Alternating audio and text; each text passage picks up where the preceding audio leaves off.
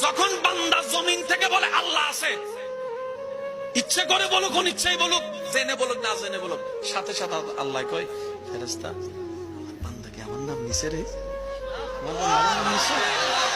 আল্লাহ শুনলাম তো। কয় কেন আমার নাম কেন নিছে?